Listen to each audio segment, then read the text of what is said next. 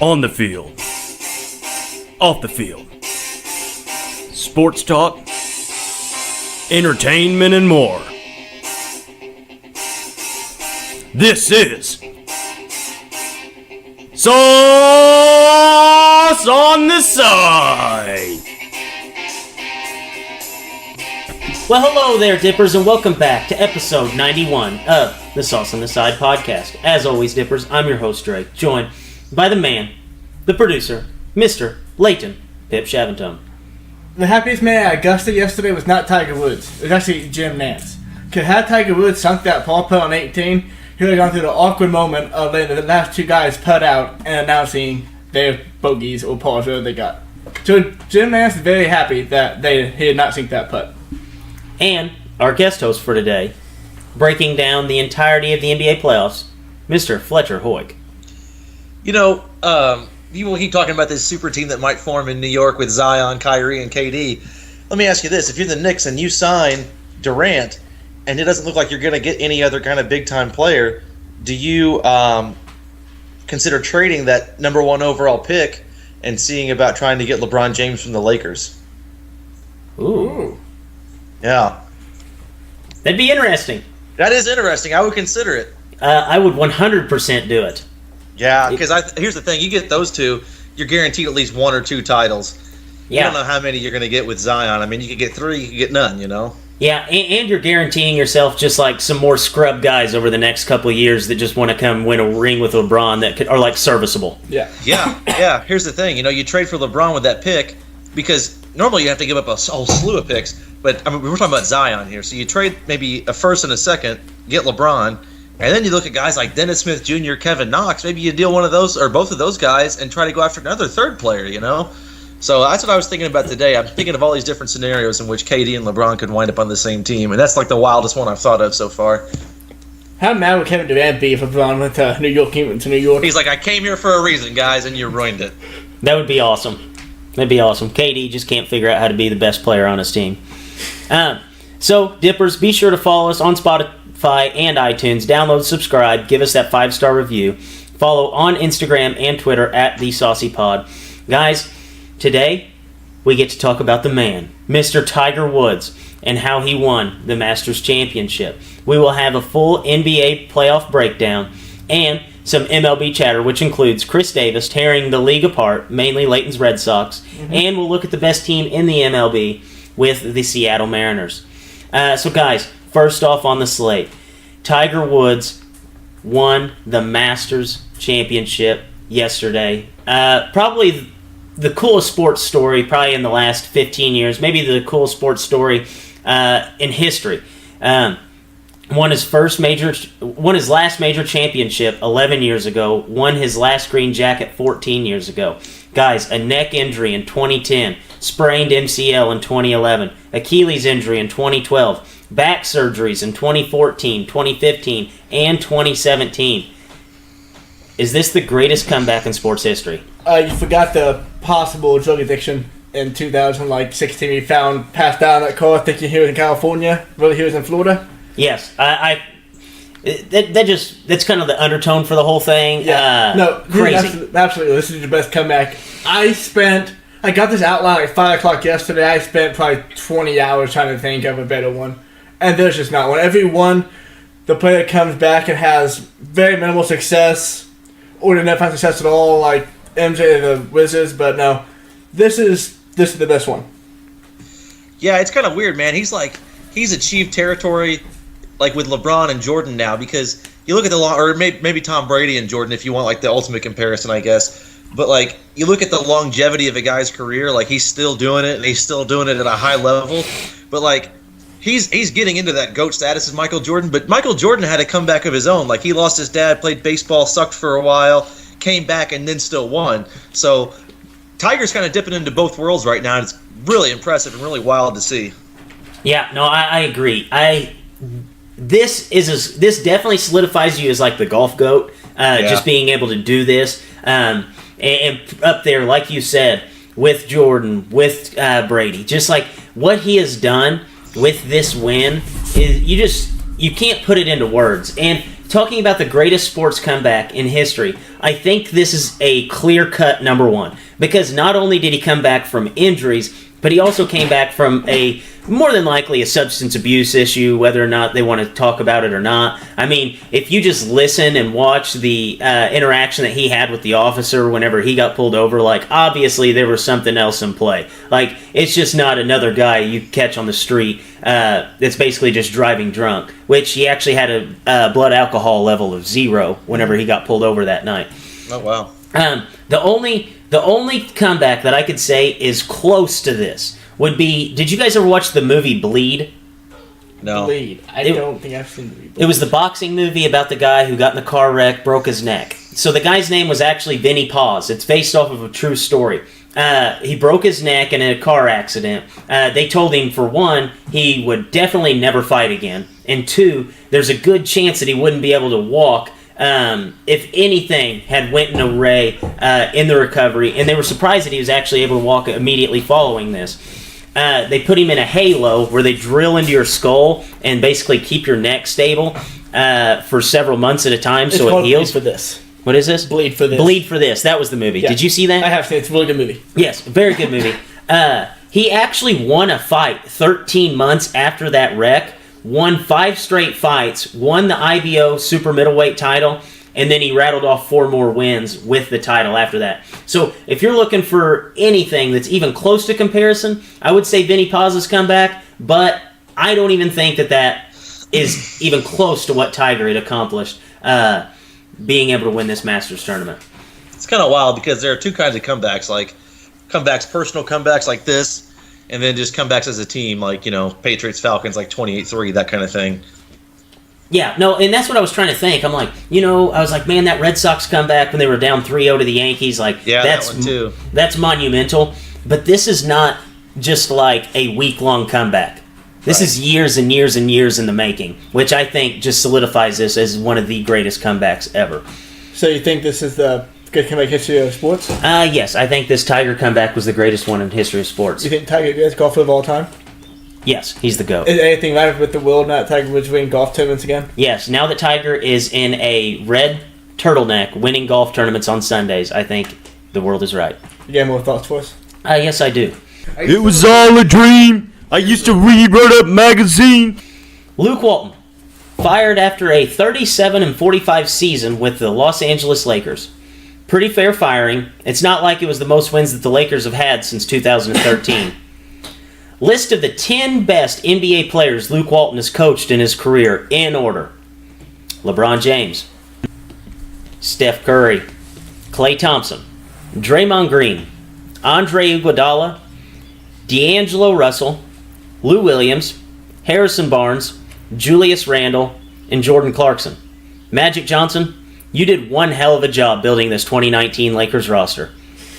Luke Walton, glad he worked with Magic Johnson. That way he could finally meet someone who actually does dumber things than Bill. 2018-2019 Golden State Warriors set the lowest win total by the Golden State Warriors franchise since 2014. Golden State Warriors still might not lose 2 games this postseason. Chris Davis, 4 for 13 with 6 RBIs in 4 games set against Layton's Red Sox. Layton, the season is a speed bump. Chris Davis, 0 for 32 versus all other teams. Tiger Woods, first guy to look cool in a turtleneck since Danny Cannell ruined them in 2016. Michael Phelps, in attendance for the second 9 at the Masters, and on this day, he was the second best in attendance while in the water, behind Francesco Molinari. Today, April 15th, all NBA playoff matchups have had 1 game. The NBA Finals first game is scheduled for May 30th. NBA playoffs, if they all go 7, will end in 2 months. And there's a new book out. It's titled, How to Take a Franchise to Depths It Has Never Seen. And it was written by Magic Johnson. And those have been my thoughts. So guys, we'll go ahead and talk about the NBA playoffs, kind of give the full breakdown on the Western Conference side, Eastern Conference side, give it Western Conference and Eastern Conference final predictions, and who will win the NBA title. And we will start it off hot and heavy with the Warriors that I just talked about. The Warriors are already up 1-0 against the Clippers. But guys, is there any way that the Clippers can make this a series? Nope. It could go 5 at the very best case scenario, but this is really all Warriors. The Clippers were playing their best game. I watched the game, Saturday. I watched the Clippers and Warriors. I was at a bar. I literally sat there for the whole game and watched the whole thing. And, the Clippers, they played a heck of a game. They played a tough game. But the whole time, it seemed like, for the majority of the game, it was somewhere between an 11 to 17-point lead. And that's probably what you're going to see even with the best effort from the Clippers. Yeah, I agree. And look at the box score from it. Boogie Cousins fouled out the game. Only played 21 minutes. Only had 9 points. If he didn't foul out, they could easily win this game by more than 17. And the fourth quarter, they actually outscored by 2. So they had to take the fourth quarter off. There's no way this game goes 5. Actually, a little fun fact about that with Draymond, or with Boogie. Boogie actually had a minus 17 point differential whenever he was in the game. It's a cancer. Yeah, that's kind of unreal. When Kevin Looney had plus 30, they win the game by 17. That's kind of weird for me. But I like to play a game whenever we get matchups like this. It's called Stop Me When Something Doesn't Add Up. Okay? So, guys, so the Clippers' best player, obviously, is Lou Williams, who doesn't even start. I want you guys to tell me to stop whenever I get to a player that you would rather have Lou Williams than this player. So, Kevin Durant, Steph Curry, Klay Thompson, Boogie Cousins, Draymond Green, Andre Iguodala. Stop. Okay. Yeah, I think I'd probably stop there, too. So you have 5 guys that you would rather have on the Warriors before you even dipped into the Clippers team. Oh, no, you could make it a short list and say that you'd rather have Lou Williams than Draymond, but if you have Steph, Klay, and KD, the last thing you really need is another guard. I mean, yeah. But this probably was top of roster of all time. Yes. So yeah. I mean, if you made an all-star team of both of these teams, it would just basically be the Warriors with Lou Williams. This is the team you set out for in 2K. Just hope 1 year to get them all. Yes. And then you're negative $32 million in salary cap because it's allowed somehow. Yeah. Well, you just dip into that luxury tax, baby. Just keep paying it. Just keep paying it.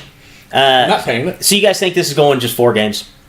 I can see them stealing 1 at home because they're all going to play tough, but I think 4. Yeah, I think this is 4 for sure. So guys, did we'll go ahead Kevin Durant get tossed? Did Kevin Durant and Patrick Beverly both get tossed? I think so. Yeah, I believe so too. I'm pretty sure it was Kevin Durant. Where Durant kind of tackled him and stood over him, and then they had a screaming match. And that one tall, skinny ref with the comb over, people have been hating on that guy all year for the calls he makes, and he just immediately threw them both out. And I'm like, man, come on, like, what if this is a close game or something, and it actually mattered? Like, this is the playoffs, you know what I mean? Like, you just decided the whole game, basically, because you wanted to show everybody that you don't, deal with players in that sort of manner. Dude, if Patrick Beverly's going to do that, he needs to do it at the beginning of every single game. Like, as soon as the tip goes, kind of like how they do in hockey. Get somebody thrown out right away. They just immediately drop the gloves. Patrick Beverly just needs to drop the gloves, go at KD every single game, and just force a fight. That way he can just, Patrick Beverly's obviously not as important as KD is. Mm-hmm. So no. I think that's a smart tactic. So, guys, we'll go ahead and talk about the Jazz versus the Rockets. The Rockets actually have a 1-game lead after their win last night. Guys, who's going to win this series, and how many games will it go? Man, I want the Jazz to win, but because I'm not a huge James Harden guy. But if I'm being honest, I'm thinking probably Houston in like 6. The longer it goes, I think the better shot that Utah might have, but I got to think Houston in 6. The thing is, Utah, they have to play a specific formula to beat them, and the way it's going to go is they're going to have to put Crowder at the 4, and when they have Crowder at the 4, they do have a high-scoring offense. Like when they have Crowder at the 4, that lineup is one of the best shooting teams in all of basketball since the All-Star break. But what they have to do, they have to play Crowder at the 4 so they can switch all 4 positions and then just keep Gobert back at the rim. And what it does, you put Derek Favors in your second unit. You drop him back to the rim too. So you have 48 minutes of rim protection, dropping guys back, having that rim protection. You run those shooters off the line for Houston and hope that you can just defend them well at the rim. But what Harden and the Rockets are going to do are look to exploit pick-and-roll matchups, and they're going to try to get different switches, whether it be Korver or maybe getting Rubio, who's dealing with some injury. or bring a big guy out. That's what they're going to look to do. They're going to look to play the mismatch. Utah on offense, they're going to look to put Donovan Mitchell in pick and rolls to whether he's the screener or the ball handler, they'll do pick and pops. And when you do that with Rubio on the court, that's kind of tough because he's not the best shooter. So what you're going to have to do with Rubio is stick him out in the corner and hope that, when the time does come, he can knock down that open three in the corner since it is shorter. But, I think the longer the series goes definitely favors Utah, but I think Houston's probably going to win in 6. Yeah, so it's a series. Do they go 2-3-2 or is it like 2-2-1-1-1? How did that work? Yeah, I think it's only the NBA Finals that goes 2-3-2. After that, I think it's 2-2, and then however after set 1-1-1. Yeah. Okay, yeah, Rockets in 5. Yeah, I see. This boils down to one thing. This series, I think, echoes it more than any other series. There are teams that are good at basketball, and then there's teams that just try their ass off during the regular season. And I think that the Jazz are one of those teams. Like, the Jazz fit that mold, the Trailblazers fit that mold, the Nuggets fit that mold. And teams like that typically don't win in the postseason, just for that simple fact alone. I feel like the Rockets are one of those teams that are actually good at basketball, and the Rockets are going to make pretty easy work of this. I think this is going to go 5. I could see it going 6, but I don't think this series makes it to a Game 7. So we'll go ahead and talk about the Thunder and the Trailblazers. The Trailblazers were actually able to pick up a win on their home court yesterday against the Thunder, beating the Thunder for the first time all season. Guys, who wins this series and why? I think Portland will win the series. I think you look at Portland, they got swept last year out of the postseason. And so I think you're looking at a Portland team that's very motivated right now. They have some help. Obviously, Yusuf Nurkic is not in. He's out. And the X factor that people aren't really talking about here, like everybody knows the deal with Dame and Russ, and then you also have C.J. McConnell, who's kind of dealing with an injury. Paul George, same kind of issue with his shoulder, got a little injury going on. The matchup that's the X factor, though, that I think is not getting enough attention is Steven Adams and Enes Kanter. Absolutely. Kanter was bought out and then signed with the Trailblazers. And people always say one thing about Kanter, like, yeah, he's a good post scorer, but his defense is god awful. In this series, like, Steven Adams is a lot of things. He's strong, he's a banger, he's a rebounder, he's a defender. But one of those things that he's really not is a scorer. And so I think the defense, or lack thereof, for Enes Kanter is not going to be a huge detriment in this series because he's not really going to have to defend Steven Adams that much. And the thing is, when you don't have to defend somebody as hard, you have more energy on offense. I think you saw that. He had 20 and 18 in Game 1. I think Portland's going to go on to win this series. And I think that Kanter, as long as he's not forced to guard Steven Adams as a primary or secondary option, which Oklahoma City's not going to do, I think that Kanter's going to fill in fine. I think a motivated Portland Trailblazers team is going to win the series. Yeah, I'm thinking Portland too. One thing you didn't mention was Paul George's shoulder. It came out, I think, the day before the game. He had a right shoulder soreness, and he had a good game, 26 and 10 still. But he was 8 from 24 from the field and 4 from 15 from 3. And in the playoff series, he didn't get any time at all to rest that shoulder. No. So I think what it comes down to is ultimately how efficient can he be. Yep. And since it's already injured, I'm kind of rested. Can't see him be more efficient than he was last game, so I'm taking Portland, but I'm going to give it 6 games. Well, here's the thing real quick with that. Like, the longer it goes on, like, the more you play, you're not going to get healthier the more you play. Yeah. And then on top of that, the way playoffs work, the matchups are so heavy. So you're not going to get healthier the more you play. And the more times that, Terry Stotts and Al Farouq Aminu and Mo Harkless can figure out matchups and ways to defend Paul George, the tougher it's going to be. Yeah, see, I'm actually going to go with the Thunder in this one. The Thunder... Well, here's my reasoning why. Get it figured out, baby. Here we go. Here's my reasoning why. You look at the Thunder over the last 3 postseasons, they haven't had that much success. Like, last year, they were swept out of the playoffs. The year before that, they were swept out of the playoffs. And then the year before that, they lost their last 2 games. So this was the Blazers' first playoff win in their last 10 games. So...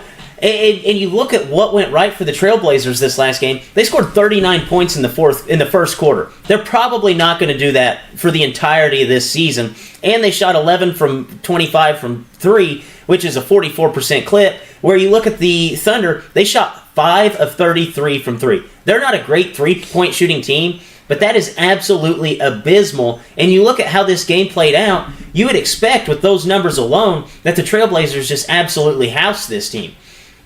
That's not the case. Damian Lillard, it took a big-time three from him with about 2.5 minutes left just to put him up by 4. So it was a 1-point game with 2.5 minutes to go, and everything was going right for the Trailblazers. There's just something about the Trailblazers. They kind of remind me of the Raptors where I just don't buy into what they do in the postseason.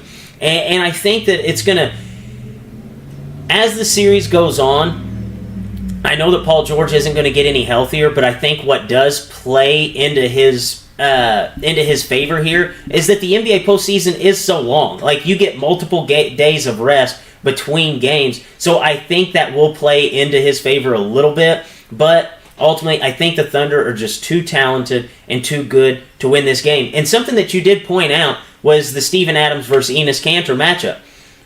The Thunder, they went right at Kanter at the very beginning of the game. It seemed like they were just giving the ball to Steven Adams over and over and over and over and just basically letting him work from inside out and trying to score. The Thunder couldn't produce any offense doing that, and Kanter did step up. And I was actually going to ask you, why in the world does Enes Kanter, like the entire league just seems to just shit on this guy, and he's played in 68 games this season, and this was his 14th game with 15 rebounds, 15 points. Well, the Knicks were sitting them, I think, because, well, they were just tanking, and they were kind of figuring out what their options were with him. Could they trade him? What are they going to do? And they eventually just kind of agreed to a buyout. But teams, here's the thing. People they'll put him in the second unit, and he doesn't get as much minute or playing time in the second unit, obviously, but what he does, he provides some interior scoring in that second unit. And in the second unit, if guys have to come double you in the post, and that makes things easier to open up on offense for the outside. So that's kind of what happens there. Talking about playoff success and recent playoff success and the lack thereof for the Trailblazers, Russell Westbrook actually hasn't won a playoff series since Durant's left. Wow. Yeah. That's wild. Well, I thought they would figure it out last year with Melo, but he was the cancer. This team's moving forward, and they're gonna play the Warriors in the Western Conference Finals. It's bound to happen at some point. Bound to happen at some point. I guess KD's gonna have to come back. Talk into existence. So, guys, we'll go ahead and move on to a very interesting 2-7 matchup. Rarely do we get these in the NBA postseason, but we have the Spurs and the Nuggets. The real playoff P. Mr. Popovich put together a defensive expo in Game 1. Can the Spurs win this series despite being a 7 seed? Man, I'll tell you what. I said on Wednesday, that this was going to be a tough series. San Antonio, they could easily steal one on the road. Already did. The thing is, they do not lose at home. They have one of the best road records in the NBA every single year. There are things, I said this at the very beginning of the season about Houston. I said, they lost a lot. They lost a lot of depth. They didn't have as much defense as they typically as they had the previous year. And that was kind of one of the reasons why I said their window was closing, their championship window. But I said this. I said they're going to have regular season success because in the NBA, you can shoot your way to 50 wins. You can just shoot your way and score your way to 50 wins. Denver, having that true home court advantage, playing such a fast pace, having such shooters around the court, they shot their way to 50 wins, and they shot their way through a very good regular season. But here's the thing. Popovich, and I talked about this before, and I'm going to continue to talk about it, matchups in the postseason, how guys defend pick and rolls, off ball, flare screens, that kind of stuff, how they move and help. They're going to be able to figure out ways to stop Will Barton, Gary Harris, what's that Malik guy's name? I can't remember his name now. One of the guards for Denver, Jamal Murray. Pop is going to be able to figure out a way to slow those guys down. He's guarded the big three. He's guarded Kobe. He's guarded plenty of talented guys, and he's figured out ways to do it. I think he can handle those 4 guards I just named. So this is going to be a tough. You're trying to say that Jamal Murray's not as good as Kobe? Not yet. But if Pop can figure it out against great talent, I think he can figure it out for 7 games. I'm still going to roll with Denver, but San Antonio's going to make it a series, and I'm not surprised to say that or expect it. Yeah, I'm going to roll with Denver too. And one thing I'm looking at, I talked about how they probably have 50 wins. This game is about 6 for 28 from 3. And it's really bad that this loss came at home too. Like you said, they do have that true home court advantage. But I'm still going to take Denver. But I do think this game, I can see this going 7. I don't think it will. I think they'll end up being 6. But I think it'll be a series. See, I'm actually going to go against the grain here. I think that the Spurs are going to win this series. And the reason why is because whenever the Nuggets play in the regular season, like Fletcher said, they can shoot their way to 50 wins, but also they bring something to the court that you don't see and something that you don't prepare for in today's NBA. And that's a big that's going to go out there and get a triple-double. You know, like a guy who facilitates the ball just about as much as anybody that is actually a big man in Jokic. Now that the Spurs have had time to prepare for that, it's pretty obvious. Like, during the regular season, you're not out there every single day like, hey, this is what we're going to do, like, and really drive it home for the guys because you just don't have that much time. In the postseason, you are locked in on the same team for an entire week.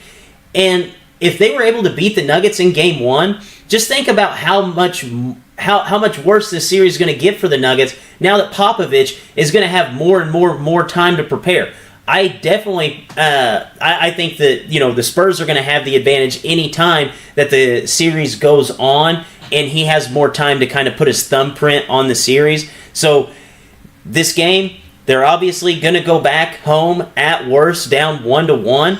I think that they're going to win this series in 6. I don't think that they're going to, you know, clean sweep at home, but I think that they will steal Game 6 from the Nuggets at Denver. So, guys, let's go ahead and talk about the Eastern Conference playoffs. A series that is probably not even a series to talk about, the Pistons and the Bucks. The Bucks absolutely destroyed them from opening tip yesterday, just kept the foot on the throat, won the game very handily. Are the Bucks going to win this series in 4? Here's the thing. I'm going to make an amendment. You know, during Hump Day Hoops Hysteria, I said the Toronto Raptors Orlando Magic series was my lock for a sweep. Well, new information has surfaced, and you know, I should be able to adjust accordingly when new information comes out, right? So I didn't know that Blake Griffin was going to now miss pretty much the entire series, more or less. And I also didn't realize that Kyle Lowry wasn't going to be playing either for the Raptors. So, yeah, the Bucks are such a lock to win this now. I was walking down the street the other day, and I looked into a bar because I saw the game was on, and I could not believe the score when I saw it between the Bucks and the Pistons. It's going to be awful. I think the Bucks win this thing in 4, no problem. So did Blake Griffin basically just come back just enough time to make it to the postseason? Because he was hurt, and then he played a few games, like, just to seal the deal, and then now he's back out. I think that's kind of... He's at the very last game due to injury against the Knicks. Yeah, see, I thought that was weird. And then he missed... Yeah, and it was weird because, like, that was, like... There was still some playoff, you know, seeding position, whatever kind of at stake there, and it was like, wow, you know, like, I understand resting a guy at the end of the season getting ready for the playoffs, but, like, you don't have 100% assurance, like, what's going on with the playoffs yet. Like, there are some very weird things that could still happen. And then he didn't play Game 1, and then a report surfaces that, you know, he is likely to be out for the rest of the series, which really sucks for him because he was having such a good year.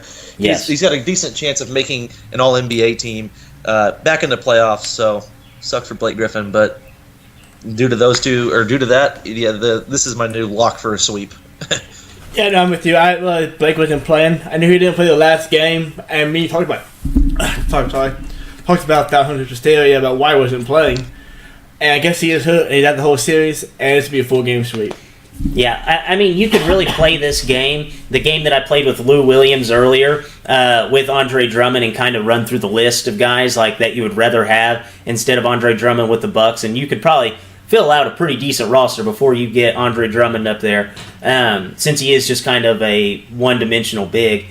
Yeah, I think this is going to be ugly, just like Game 1. Unless Blake Griffin was playing, then it would at least make things interesting. But unfortunately, he's not. I think this is 4 games. It might even be 3 games. Hell, it's going to be ugly.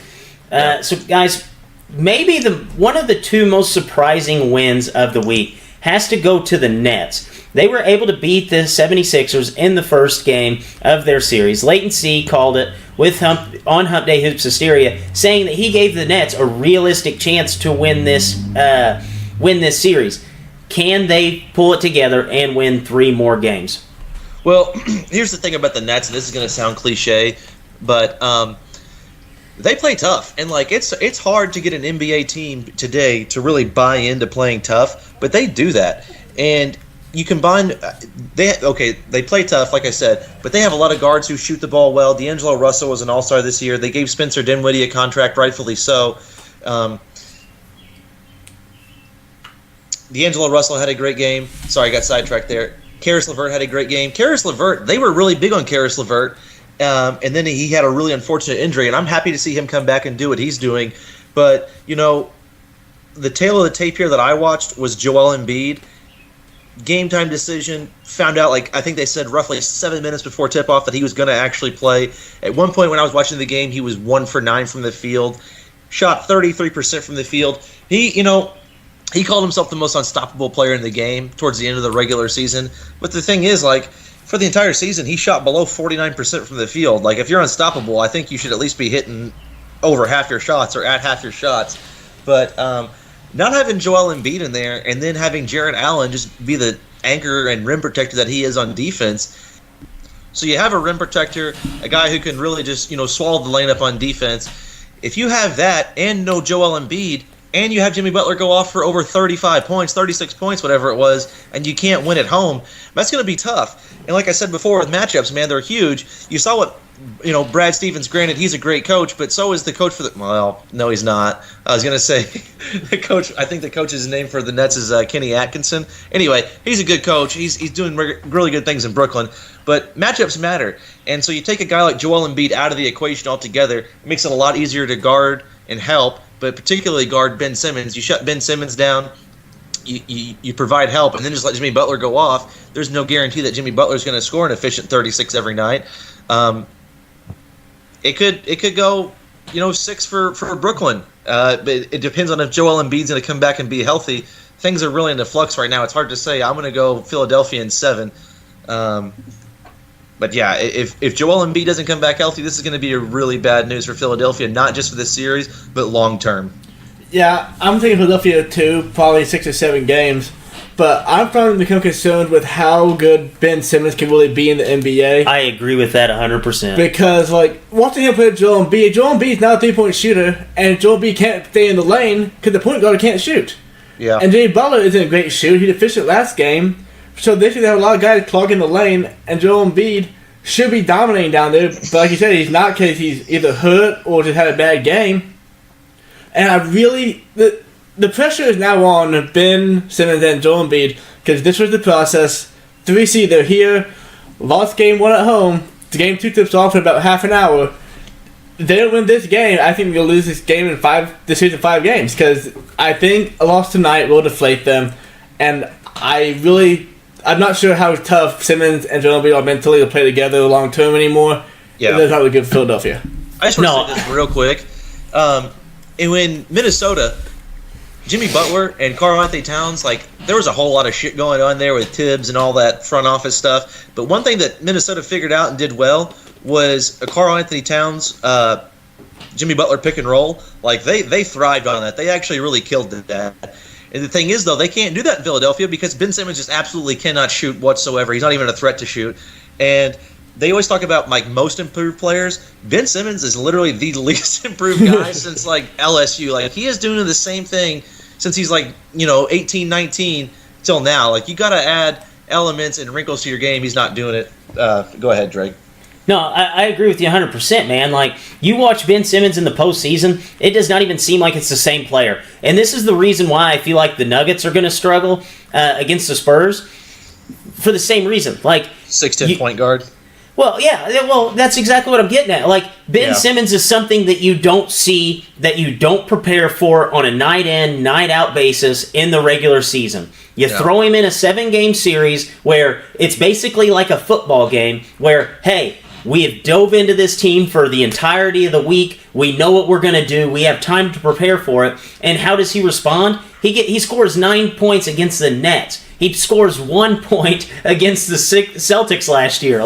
This is a guy, you can dog players for just basically not showing up in the postseason. Ben Simmons had a minus 21 plus minus against the Nets this year in the postseason. I am really at the point where I'm saying, yeah, Ben Simmons is going to win you some games in the regular season, but his game does not transition to the postseason because you have time to prepare, time to adjust, time to look at matchups, just like you said, and basically exploit him for what he is. He's a big that basically cannot shoot. He can handle the ball, he can do everything you want him to, but all you have to do is stand at the free throw line and look him in the eyes and dare him to shoot, and he's not even going to attempt to shoot a three. Yeah, Fletcher, you said that he did improve. All right, well, let's just talk now. Look at his stats. Since his rookie season last season, second year in the league technically, he improved his field goal percentage by 1/100th of a point. He's getting 0.7 more rebounds, fewer assists, more turnovers, fewer steals, fewer blocks, 1 more point per game. Oh, if you got to extend his Rookie of the Year campaign for a third season, he wouldn't even beat Luka out. He's playing half a minute more per game. Unbelievable. I really think that out of all these series, I think this is the one that has the most potential to go 7 games. Yeah, in the first round for sure. I just want to say a couple things about Ben Simmons here before we move on. People talk about the three-pointer. Like, he doesn't even need to necessarily be able to shoot the three.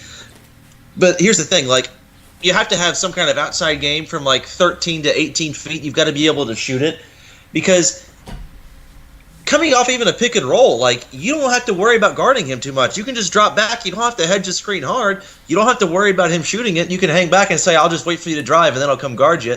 Like, there is no honesty in a defender's game when they're guarding Ben Simmons coming off the pick and roll, because he can't even come off the pick and roll and shoot it. So that's unfortunate. But I've said this on Hump Day Hoops Hysteria before. Ben Simmons is not a point guard. Ben Simmons is a tall guy who can dribble, runs fast, who just happens to be playing point guard. I don't think he's a true point guard. Like, he has trouble running an offense. Like, you see LeBron James in the past, like, play point guard and run and control the whole tempo and the offense. I don't see Ben Simmons doing that. I just see a tall 6'10" guy who can dribble playing point guard. That's it. So yeah, those are the last comments I have about the series and Ben Simmons. So gut check here. Who do you guys think is winning the series? I just want to gut check. 76ers and a lot, 6 or 7. Yes, I'm going late Sixers. Yeah, I'm going 7 games with the Sixers. But I'm really hoping that the Nets sneak this one out tonight. If they don't have Embiid, I mean, the Nets could win it in 6 or 7 themselves. So yeah, but I mean, you think about it, man. Even without Embiid, like, they have so much talent on this roster, they just can't up. The 76ers, I don't know what to think about them. It's a very confusing process. Yeah. The process is failing. I'll say it again. They're like all garnish and no substance. That's what it is. Yes, I agree with that. So we're going to go to the Pacers and Celtics roster. The Pacers' Oladipo's offense was on full display in Game 1. They scored a whopping 74 points against the Celtics. The Celtics hold a 1-0 lead. Can the Pacers make this thing a series? I think they scored 26 points in the entire second half. Yeah, it was rough. 29 points, 8 points in the third quarter. Yeah. I was watching that game yesterday. I was streaming on a computer where I was at, and man, that was tough to watch at one point. I was telling somebody today, the Pacers don't have a guy who can just get his own shot, and by God, it shows, and it's bad. Yes, it does. They're gonna have to hang their hat on defense big time. They've already been able to do that all year. In the entire NBA, they've allowed the fewest points this season. So they're going to have to hang their hat on defense. But here's the thing. If you can't score, you literally just cannot win. It doesn't matter if you allow 2 points and you score 0. Like, you're just not going to win a game like that. So they're going to have to grind it out. They're going to have to hold home court. And they're going to have to really hope that Boston doesn't just get things clicking and guys buy in this postseason, which could happen. Unfortunately, after seeing Game 1, I don't want to overreact to it, but I'm thinking Celtics in probably 5 or 6 here, honestly. Yeah, I get more shocked than that, just because you had Dylan score 8 points in the third quarter, and Boston was at home, and Dylan scored 84 points. It's rough for him to get their own shot, but it's not like anybody from Boston really knocking it down. I don't think in the Celtics, but I think it's going to be 7 games and a very tough 7-game series. Yeah, going into that game, so in that game yesterday, right before halftime, I think the Pacers had extended out to like an 11-point lead. I was sitting there watching it with my friends, and I told him, I said, we have to be winning by 20 points going into halftime to win this game. He's like, no, you guys are fine with just a double-digit lead. I said, dude, the Pacers' offense without Oladipo is something you have never seen before during some stretches. It gets so bad and the lights go completely out. That's exactly what happened. You look at this game, and you can even point back to the Pacers last year against the Cavaliers. The Pacers would win 3/4 of the game, but 1 quarter, they get outscored so bad that they just cannot make up for it for the rest of the game. The Celtics only outscored the Pacers 1 quarter that whole entire game. I'm going to make a bold prediction here. There's only going to be about 5 quarters in the entire series that the Celtics outscore the Pacers in, but the Celtics are still going to win this series probably in 5 or 6 games. Just because the Pacers' defense is so good, they're going to put pressure on them, they're going to wear them down, but then the Pacers' offense is going to go into such a slump. This is going to happen every single game, where there's not one guy that you can just throw the ball to, which right now in the postseason, outside of the Pistons, they might be the only team that you can't throw the ball to a guy and say, all right, you're going to take our next 5 shots and 1 will go in. The Pacers just do not have that. That's why you score 8 points in a quarter. That's why you get embarrassed in the second half. Yeah. Very, very unfortunate, because the Pacers even came back in the fourth quarter and actually outscored the Celtics again. So yeah, the third quarter was awful. I think Boston, I know they scored over 30, but I don't know I can't remember the exact number now. But it was 8-26. Yeah. So the thing is, Bojan Bogdanovic is a very nice complementary player. Yes. So is Miles Turner. So is Wesley Matthews. So is Domantas Sabonis. But you can't rely on those guys to just go out and score you and win you games. And you saw it there. I've seen it happen before, too. Remember when they played Philadelphia after the All-Star break? Very ugly game there. They couldn't score the ball, and they were even turning it over at a high clip, too. I'm pretty worried about this series because the thing is, if Kyrie Irving and those top players for Boston finally lock in and buy into Brad Stevens, then the rest of the team is going to follow suit. And if that happens, they're going to be very good, and it's not going to go well for us. Yes, I agree. I think this one's going to go 5 or 6. The Pacers have to have Bogdanovic score 20 in order to win. That's just the recipe to success. Oh, at least. So we'll go ahead and go to actually another surprising result from Game 1. Magic versus the Raptors. Fletch, you said it was the one that you thought would be a sweep before the Blake Griffin news, obviously. And DJ Augustine responded by outscoring Kyle Lowry 25-0. That is not a mistype. DJ Augustine outscored Kyle Lowry in a playoff game 25-0. Well, he also hit the game-winning 3 with like 3 seconds left. Oh yeah, he played unreal. Kyle Lowry, I don't even think showed up. Can the Magic steal this series? No. No, they can't. I agree. You don't just go from being my lock to being a sweep to all of a sudden, well, guess what, buddy? You guys are done. The thing is, though, I mean, the Raptors are probably going to win in 5 or 6, But the thing is, having this happen, it creeps into my mind. I'm sure people in the front office and in the Raptors organization, players, coaches, whatever, I'm sure it creeps into their mind too, but like, can we find a way to cultivate postseason success? Can we find a way to put the cap on the bottle? It makes you worry. The thing is, if they don't win, Kawhi's going to go. Absolutely. But the thing is, though, even if they do win, I think that's just as much a reason for Kawhi to leave. He's like, I've already won in San Antonio. I won here and did you guys a favor. I'm just going to go to L.A., whether it be the Clippers or the Lakers now, and I'm going to do my thing. They're kind of in a lose-lose situation right here, and I think they're kind of even worried about like their own chances or abilities in the playoffs now. I mean, obviously they're going to win this series, but against talented teams, the Bucks, the Celtics, Philadelphia, if they ever get their shit together, like, it's going to be tough sledding for them. Yeah, so Fletcher said a whole lot of stuff, but I have one question about the Magic. So I know, like you said, LeBron now playing for the Lakers. Is LeBron playing for the Magic in this playoff series? I think they had a guy with a jersey on that was number 23 that just said James. Okay, so if that is possible, because that's his kryptonite, LeBron James, but I think the little guy is going to stick with the Raptors. Yeah, I agree with that. I think it's going to go 5, maybe 6. Honestly, though, I kind of like what the Magic have on their team. And I don't think I would say that normally. They're some cool guys. Yeah, they have some cool players. Obama's cool. What's his face? Jonathan Isaac's cool. Yeah, I mean they have some young talent, but I just do not think that they're going to beat this Raptors team. I mean, you look at Serge Ibaka and Kyle Lowry. They totaled 5 points between the two of them, and it took like a last-second shot by the Magic to win this game. That's not going to happen again. So I do think that the Magic are going to lose this probably in 5, at most 6 games. I think for a second in this game, the Magic coach lost his mind. I mean, for 1 second, because Mo Bamba, Timothy Markov, and Markelle Fultz all played in the game, did not combine for 1 minute, and all had negative 1 point differential. Wow. So I think if we got out of the rotation for a second and just shoot through some guys out there, like, oh wait, no. This is the playoffs. Get back. This is a regular season game. We're not used to this in Orlando. You know, it's crazy. When the Magic throw out Jonathan Isaac and Aaron Gordon, they had like one of the best defensive net ratings in the NBA this year. And their coach, Steve Clifford, I mean, he got fired from Charlotte, got hired immediately by Orlando once they fired Frank Vogel.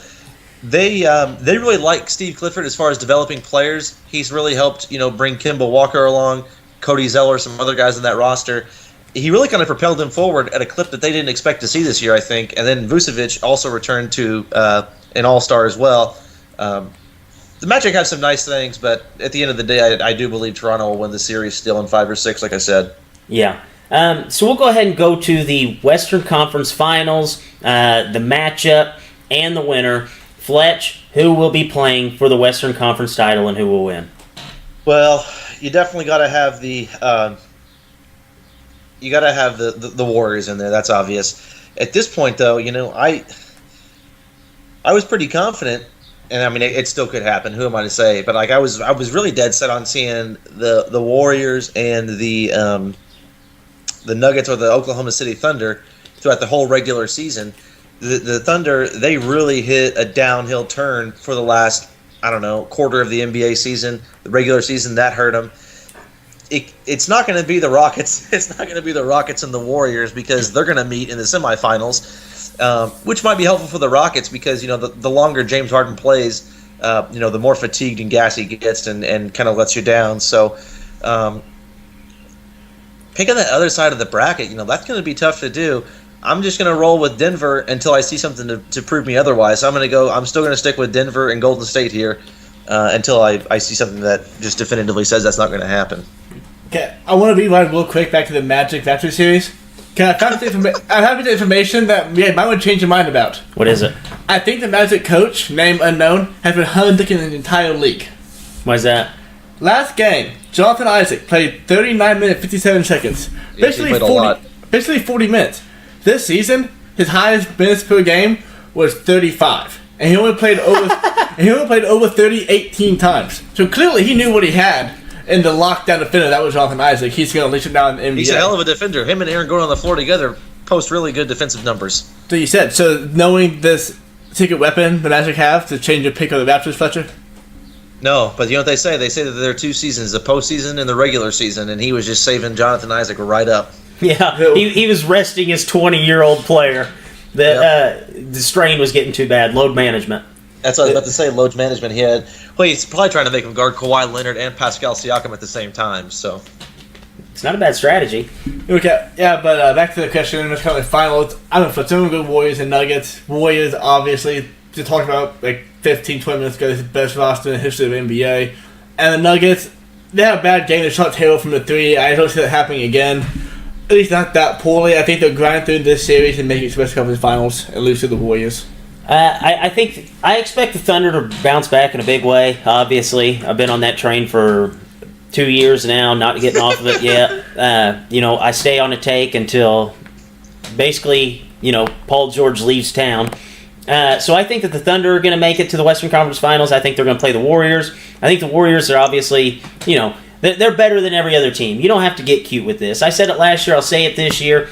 They are the best team in basketball. They're going to win the Western Conference Finals. They will win the NBA title. Anything. They win any game that they have to win. And I think the Warriors beat the Thunder in probably 5 games. So let's go ahead and look at the East. Fletch, who are your Eastern Conference Final matchups? And Who's the winner?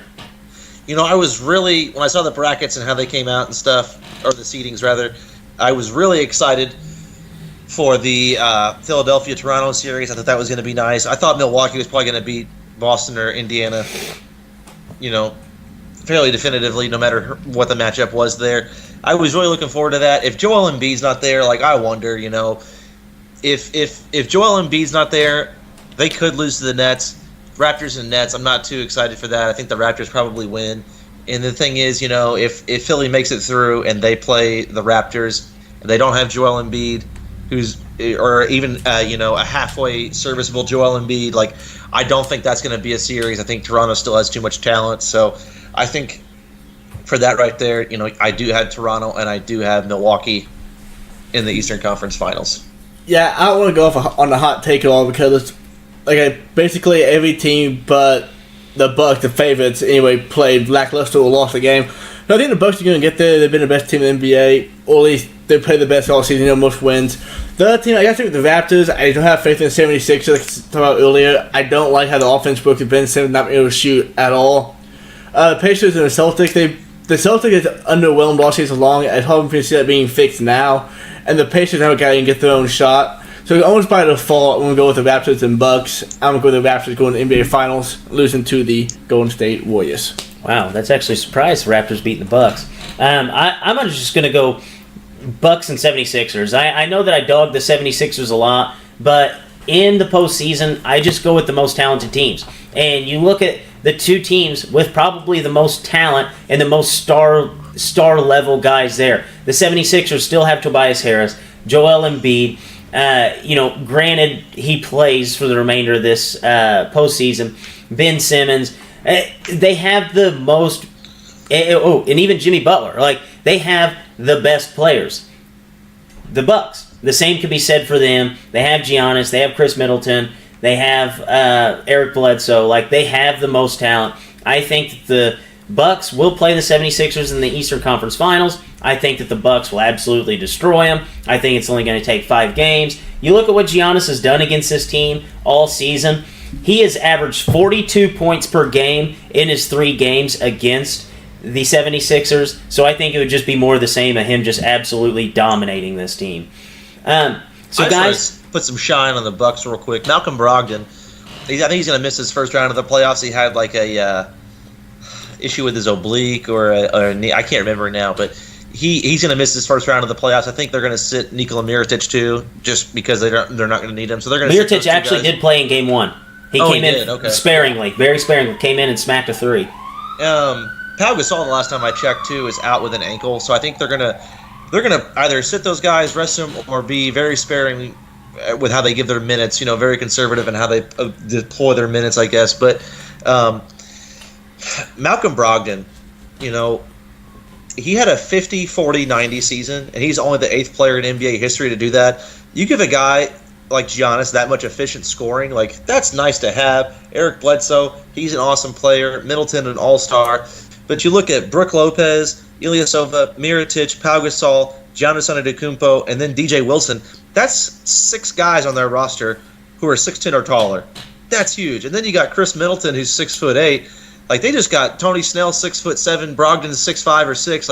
They have a huge team even for NBA standards.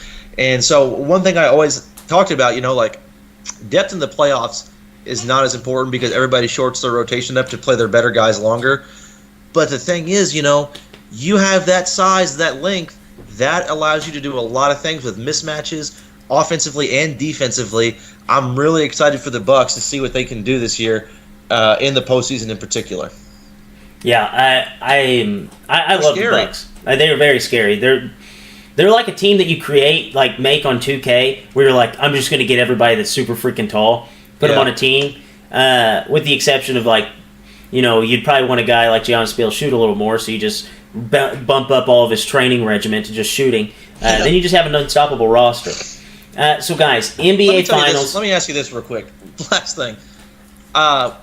People always talk about, Giannis once in a lifetime generation guy, whatever. You see that all the time. People say that now with more and more guys. But I told somebody, I said, Giannis Antetokounmpo is like a mix of Magic Johnson and Kevin Garnett. What do you guys think about that hybrid? Can you say that again for me? So I said Giannis Antetokounmpo is like a hybrid of Magic Johnson and Kevin Garnett. Yeah, I can see that. I mean, if you could imagine Kevin Garnett being able to handle a ball, I feel like this is what it would look like. Dude, I love what they did with Giannis, too. They played him at, like, every single position whenever he was super young. Do you remember that, like, huge stretch where he was point guard? Oh, yeah. Yeah, I mean, he'll play like a quasi-point guard, no problem. Or a center if he has to, no problem. It's kind of wild, and it's really awesome to see. Yeah, I agree with that. I can see it. I love Giannis, man. I really hope that he makes it to the finals. Speaking of the finals, who's going to be in the finals? Who's going to be your winner? Oh man, so it's tough. I'm not gonna abandon it though. I got obviously the Warriors are going to be in it. The Bucks are going to be in it. I think those two teams are by far and away the best teams. I think I'm going to go Bucks in 7. Ooh. And yeah, I know. I'm not going to abandon it. I've been on the Bucks for a long time now. Most of the season, honestly.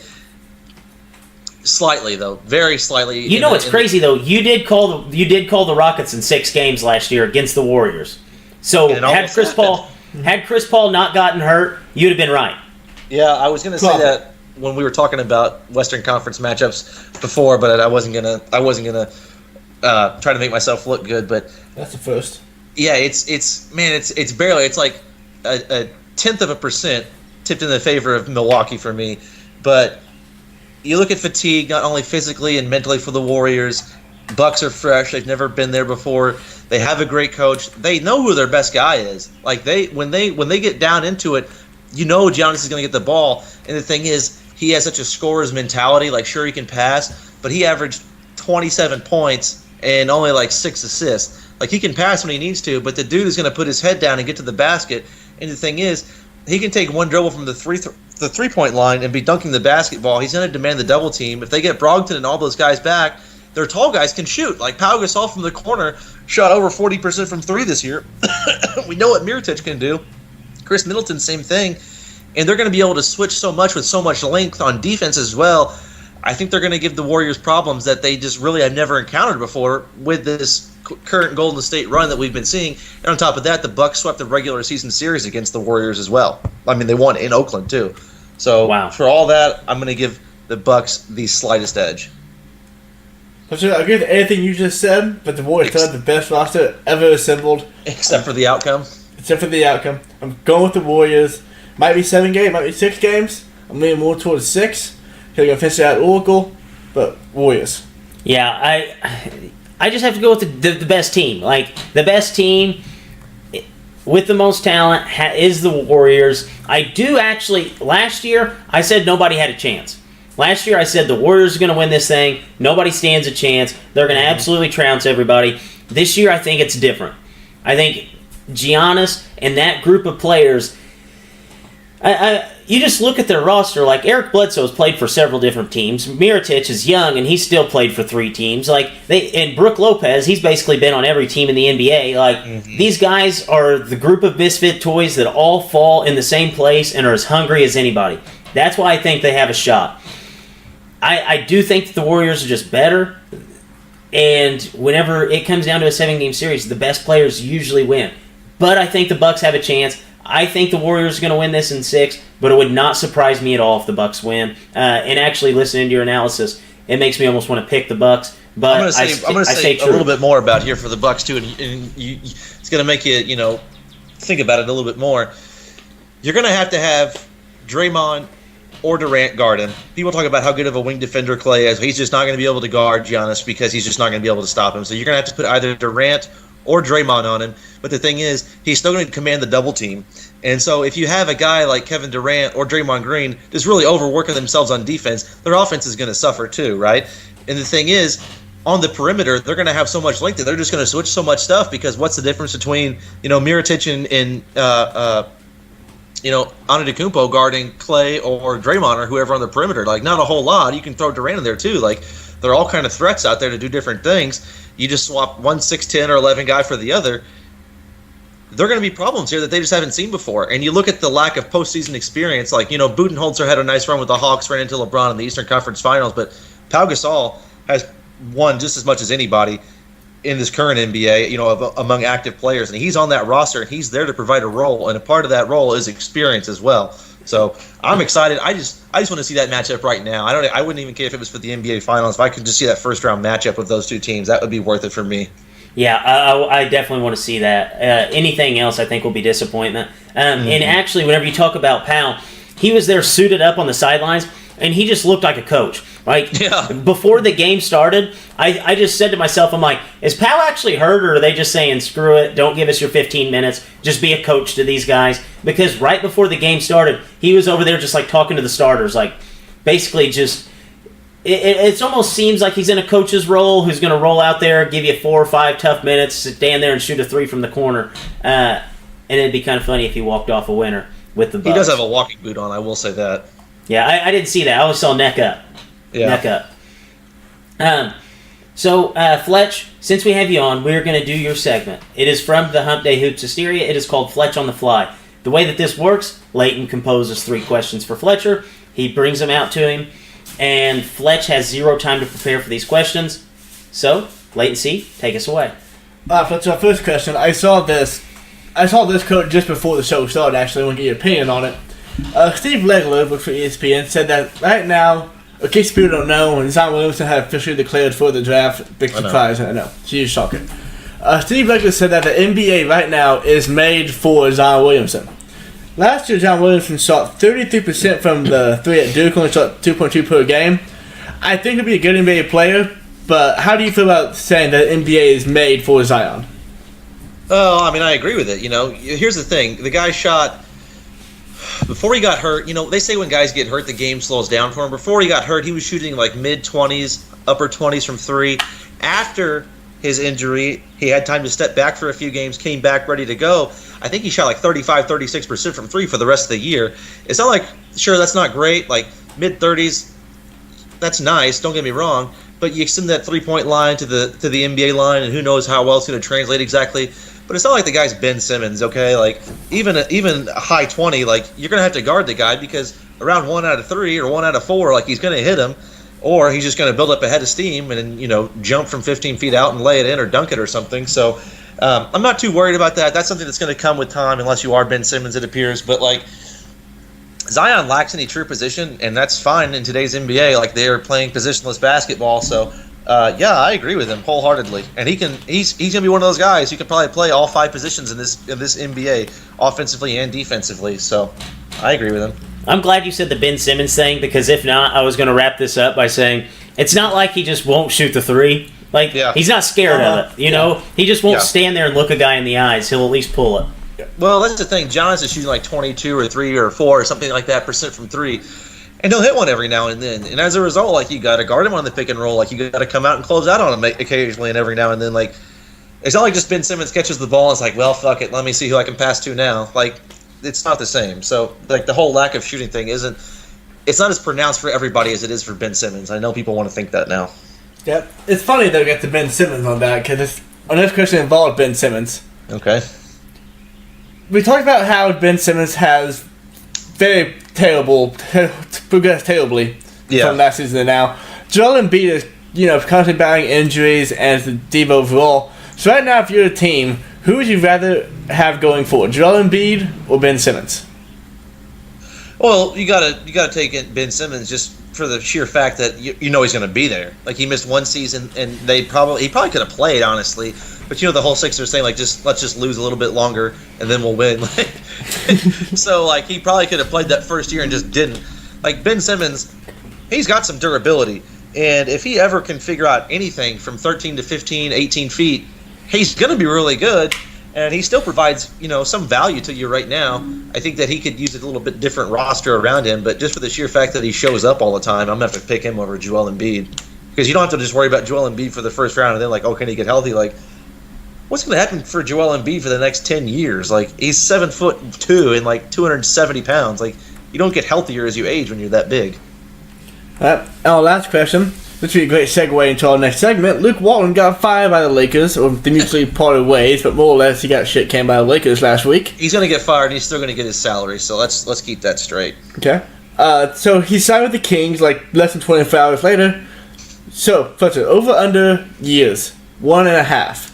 King just came off the best. The King just came off the best year in 14 seasons, and they fired the coach. Yeah. That might be because they knew Luke Walton was going to be there, but to be consistent, Luke Walton does not win more than how many games was it, 39 or something? He'll be fired. So Fletcher, 1.5 years for Luke Walton, over under. What's funny is, like, I was thinking of a number in my head for, like, he's going to have a 1.5 leash. That's what I came up with while you were asking that question because I knew where it was going. So I'm going to give him over. You know, I don't know, though. I'm going to give him over. They wanted him bad, it appears. Maybe they fired Dave Yerger just because they wanted Luke Walton that bad. But to a typically bad franchise, expectations do weird things to you. You know, you look at Hugh Jackson, does the best that Cleveland's had in recent history, and what do? They fire him and the offensive coordinator. So expectations do weird things to bad franchises. Here's the thing. If the Lakers could go back and redo that draft, they would take De'Aaron Fox over Lonzo Ball, no question. So you give a guy like Luke Walton, who's shown what he can do with a young point guard, and he's healthy, and he's better. You provide shooting around him, young players around him that he's shown to work with before. I think this thing's going to go well moderately because Vlade Divac is – I just don't know what he's thinking. So I'm going to give him 2 years. I'm going to give him 2 full years. I think they would too. I think it's that long.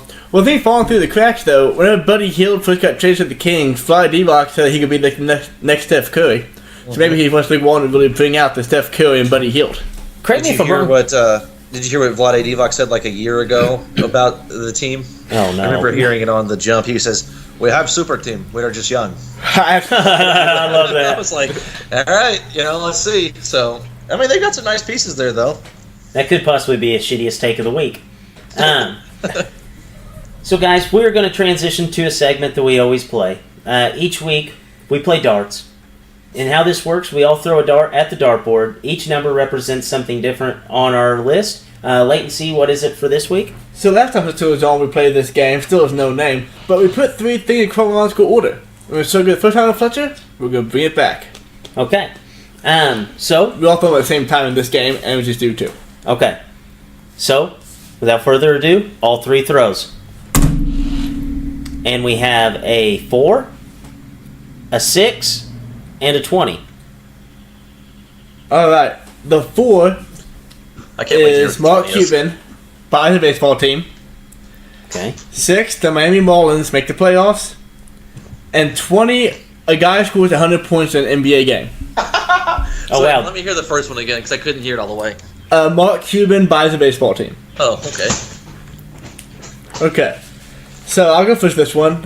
I'm going to go with Miami Marlins make the playoffs. Because the other 2 is super unlikely. Like, El Player scored 100 points once, and Mark Cuban already been denied a baseball team before. Then we're going to go with guys. Huh? My Cubbies. The Cubbies? You did? And then we go with the guys who 100 points in a game, because I guess that's possible. And then we go with Mark Cuban buying a baseball team. However, I hope that happens in reverse order. Because let's see Mark Cuban buying a baseball team.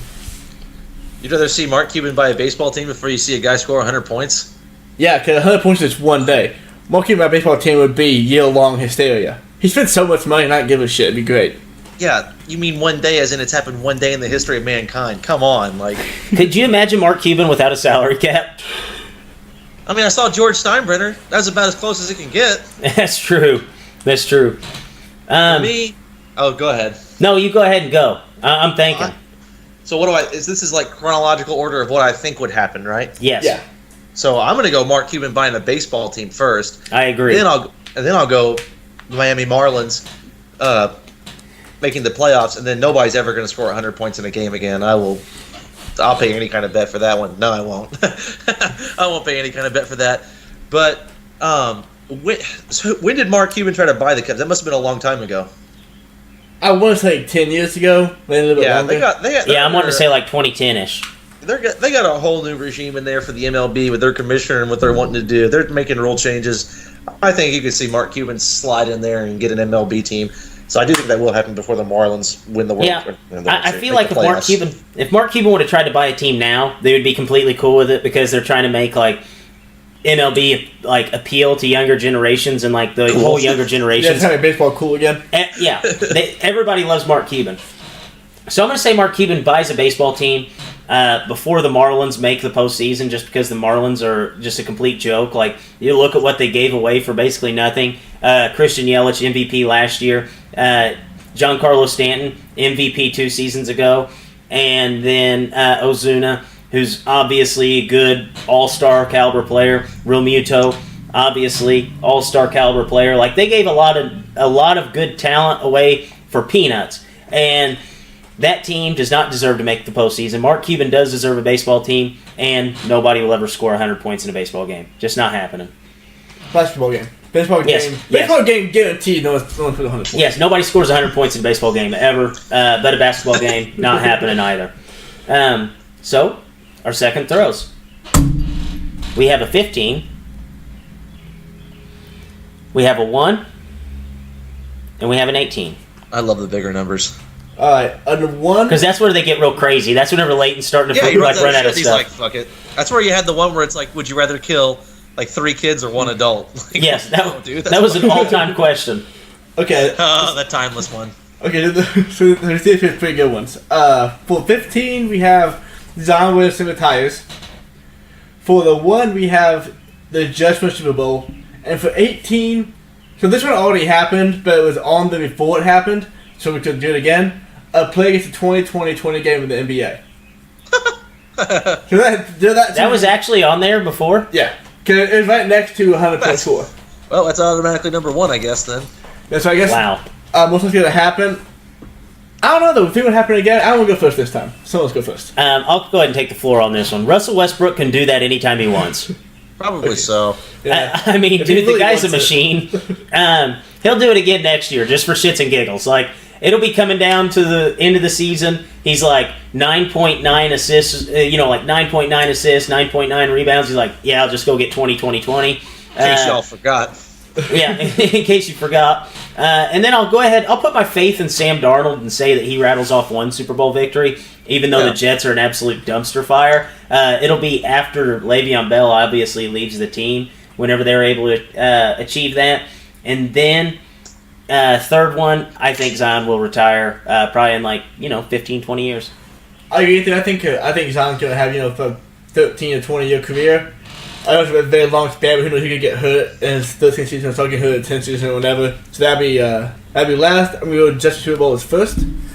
And sometimes football game, go as second, just because it's happened once before this. So I can't just say it's going to happen again before the Jets Super Bowl with Sam Donald. Well, you think about it, like, Russell Westbrook can just do it like this week. He could do it this week, you're right. But then he could not do it all, and then the season could end, and then the Super Bowl next year. That's true. Fletch, what do you think? Well, I got to go with the Jets winning the Super Bowl first, and then the 2020 game next, because, yeah, it could happen. There are a number of guys who could probably just do it whenever they wanted to, like LeBron, Giannis, Westbrook, obviously. There are a number of guys who could just probably do it whenever they wanted to, but you still just don't see it happen very often. And then Zion will retire. So, I mean, that's like, you're probably flirting with close to 2 decades. So I'll give a 2020 game again before Zion retires. Okay. So we'll go ahead and hit our last bit of NBA news before Fletcher has to leave us. So we swore that we wouldn't talk about the Lakers until June, but Magic stepped down abruptly. Luke Walton almost immediately got fired and then immediately re-signed with the Kings. What do we think about the 2 moves with Magic Johnson stepping down and Luke Walton leaving the team?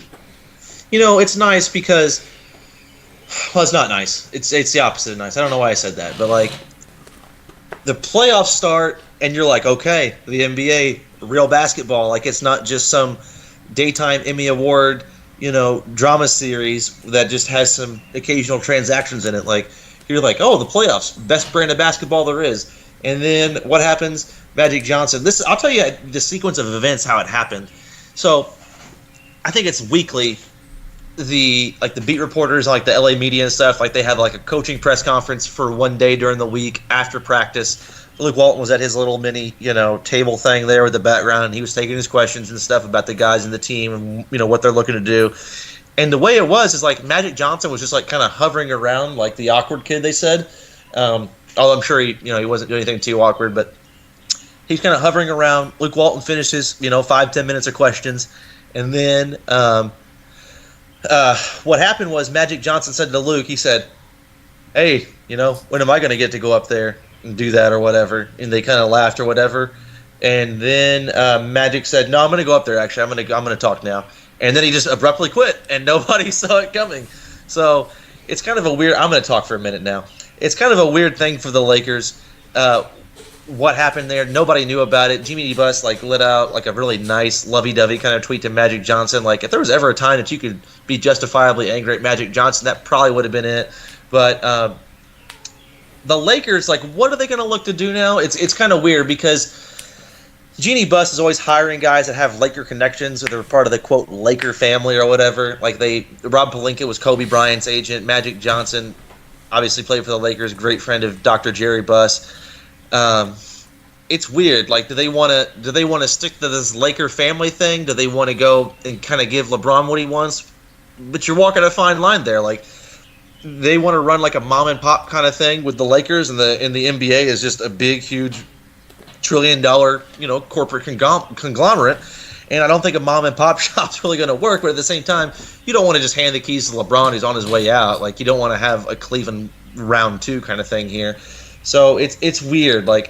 You probably want to give him a coach that works. So you think Ty Lue, they've mentioned Monty Williams. Monty Williams he had a tragic death with his wife, and he stepped down from being an assistant coach, and they thought kind of around that time that he would look in that offseason or in the coming off seasons for a head coaching job again. Didn't happen. Took a front office kind of role with the San Antonio Spurs, and then kind of rejoined the coaching staff. He's been involved with Team USA. Being involved with Team USA is good because, you kind of get that star interaction in the NBA, so that's helpful. Ty Lue, he checks a couple boxes, LeBron trusts him. He works with LeBron. He has his respect. But you can't forget, Ty Lue actually did play for the Lakers too when they won some championships. And if you forgot, Ty Lue playing for the Lakers, just remember Allen Iverson stepping over him in the NBA Finals. That was Ty Lue. They're probably going to look at one of those two guys, but Monty Williams is probably going to be a hot commodity as well. The thing is, and it's going to go underrated, Monty Williams having that front office experience. People, GMs, president of basketball operations, assistant GMs, they like that because they can say to that coach, hey, you kind of get our frame of mind, where we're coming from in our decisions. You can relate to our process, and, you can kind of adapt to it and mold with us. The direction they got to go, though, they have to find what they're going to have to do is kind of poach guys from other organizations. You're going to need to look at somebody who's a head of a film or scouting department, bring him in, really kind of revolutionize the way that the Lakers are doing things. They got to have more grit and grinder kind of guys, and then you got to go out and get a coach who LeBron kind of respects. So that's kind of my whole take on the Lakers, and you guys can just react to whatever happened or whatever I just said. So, I honestly, everything that you said was spot on. But here's what I hope happens. Yeah. Which it can no longer happen because David Griffin signed with he's going to be for the Pelicans now. Mm-hmm. I was just hoping and praying that David Griffin and Ty Lue went there, so it would be they signed Kyrie in the offseason. I had that thought. It's okay, so now we have the Lakers, who is a huge market, one of the biggest destinations over the last 50 years of the NBA, basically taking Cleveland, who outside of LeBron James had been a dumpster fire forever. And they were just trying to be the new Cleveland Cavaliers. That's what I was hoping was going to happen. That's not what's going to happen now. Gut check, Fletch, who's the next coach for the Lakers? I hope it's Monty Williams. He deserves it. He would command LeBron's respect, I think.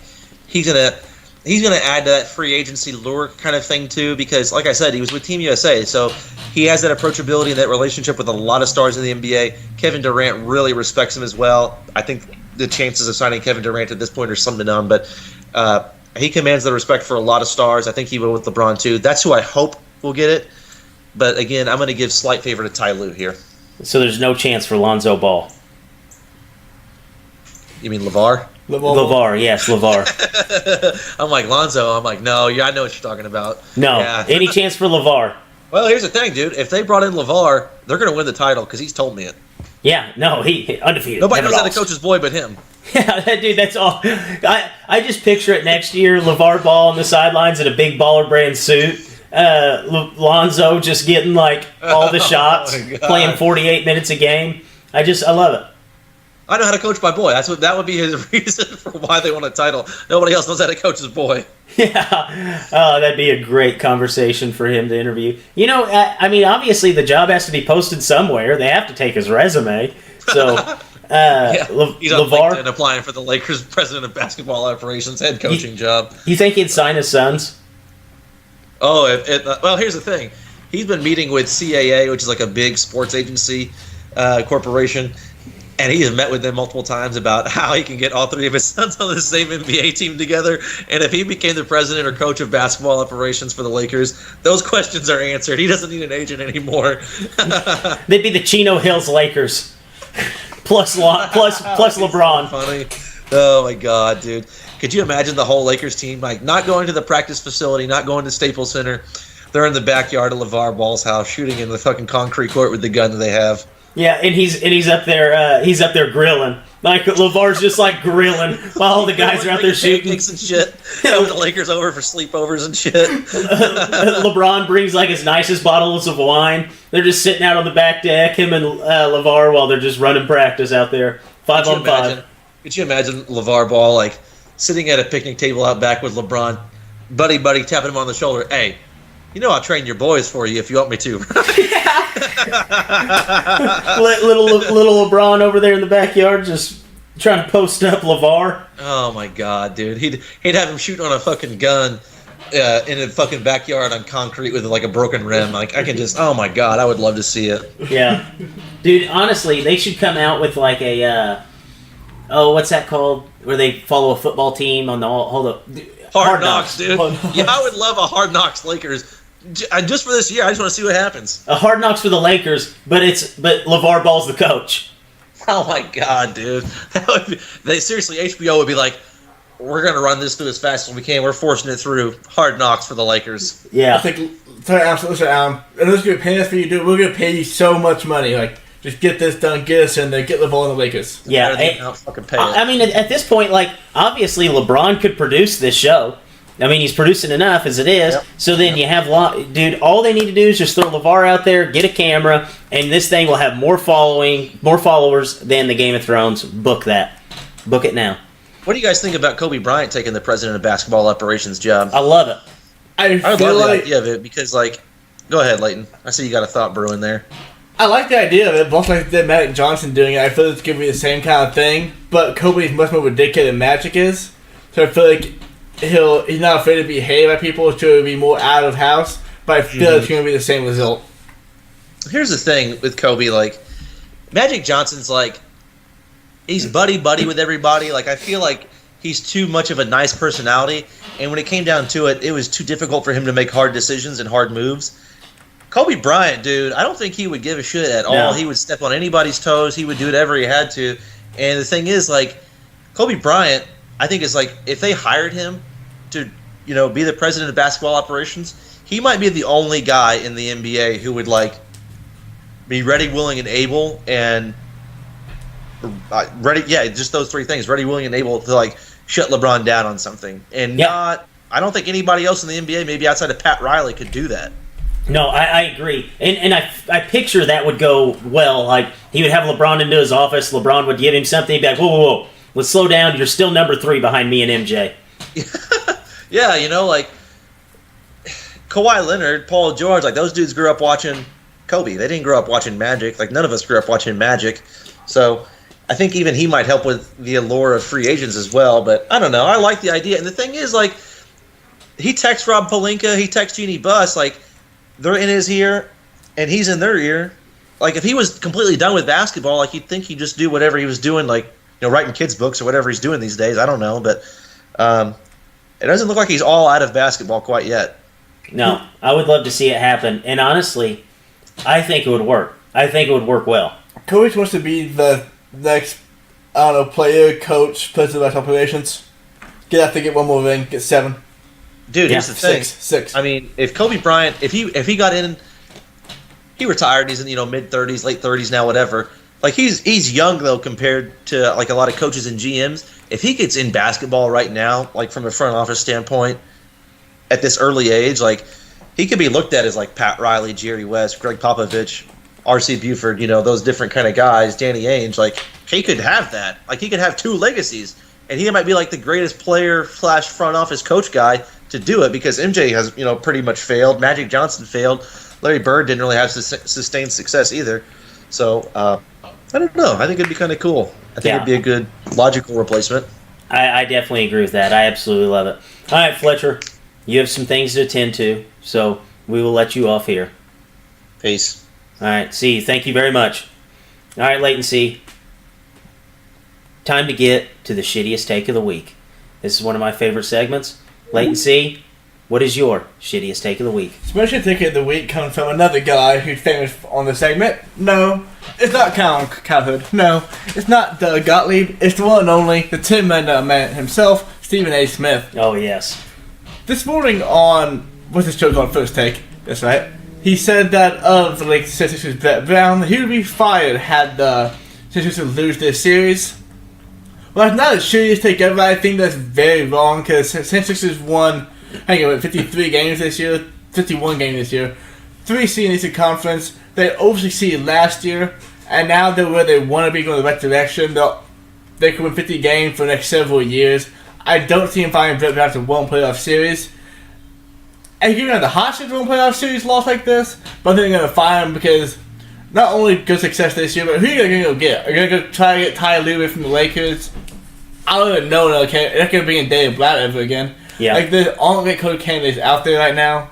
I don't see them finding Brett Brown, especially if they can bring back Jimmy Butler and or Tobias Harris. No, especially whenever you look at something that was named the process. Like, this guy's kind of been through it with this team, and he's got them to where they need to be. I actually agree with that. I think that's a very bad take. So mine is pretty cut and dry. It was Mike Francesca. He's actually had quite a few really, really bad takes lately on his show. Somebody called in and said, what is Tiger's chances to win the Masters this week? He said 0. He won't keep his drives in the fairway. He's 141st in the world in putting under 10 feet, and you can't win Augusta. You have to make too many putts around 7 or 8 feet to have a chance. Well, you were wrong. Absolutely wrong. Tiger was the betting odd going into this thing.